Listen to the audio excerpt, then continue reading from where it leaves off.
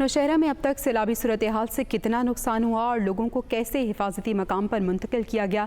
हमारे नुमाइंदे Yasir Malik additional deputy commissioner Nowshera Qurratulain Wazir के साथ मौजूद हैं। जी यासिर, बताइएगा।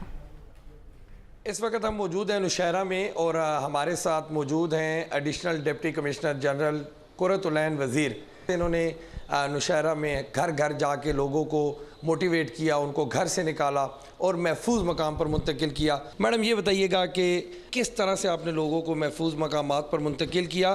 क्या इस वक्त नौशहरा शहर की क्या पोजीशन है? जब हमें पीडीएम और इरिगेशन डिपार्टमेंट से हाई अलर्ट मिल गया था कि 3,70,000 क्यूसिक का जो है एक रेला आप लोगों की तरफ आ रहा है, जिसमें ख्वाजाखेला का जो था, ख्वाजाखेला रिवर जो है हमारा स्वात से जो रेला आ रहा था वो भी इसमें शामिल था। तो ज़ाहिर है हमने प्रिपेयर्डनेस और रिस्पांस जो था हमारा जितना भी कंटिजेंसी प्लान था वो हमने मानसून सीज़न में ही कर लिया था।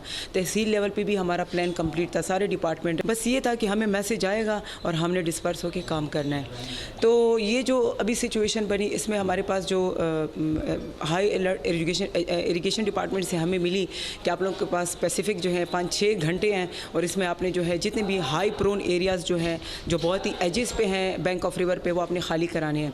हमारे पास टाइम कम था, आबादी बहुत ज़्यादा थी, एक एक गांव में जो है 700, 800 जो है फैमिलीज़ आबाद हैं। तो बहुत चैलेंजिंग था हमारे लिए। पहले हमने नोटिस दिए, हम गए कि चलें लोग निकल आएंगे, हम जाएंगे, आप सैलाब आ रहे हैं, आप निकले घरों से, ख़ुद की हिफाजत करें, बच्चों को अपना माल मवेशी को उठा के लेके जाएँ। लेकिन उससे काम नहीं बना।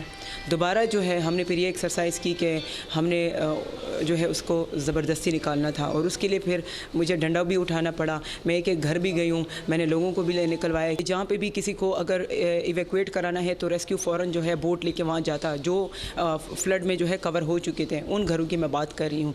तो अभी सिचुएशन ये है कि अल्हम्दुलिल्लाह हमारे पास कोई भी जानी नुकसान नहीं हुआ, इंजरी भी नहीं हुई और अभी तक हमें कोई जानवर भी हमें रिपोर्ट नहीं हुआ कि लाइफ स्टॉक में कोई जो है जानवर जो है पैरिश हुआ है। कुर्रतुल-ऐन वज़ीर हमारे साथ मौजूद थी और जिस तरह इन्होंने ये बताया, चूँकि अभी घरों में पानी मौजूद है, इसी तरह जब ये तमाम पानी वापस दरियाए काबुल में जाएगा और घरों में से पानी निकलेगा तो उसके बाद जो है वो तखमीना लगाया जाएगा कि कितना लोगों का नुकसान हुआ और जो नुकसान जिस तरह से पता चलेगा उसके बाद फिर उन लोगों का जो है वो अजाला किया जाएगा, उनको कंपनसेट किया जाएगा।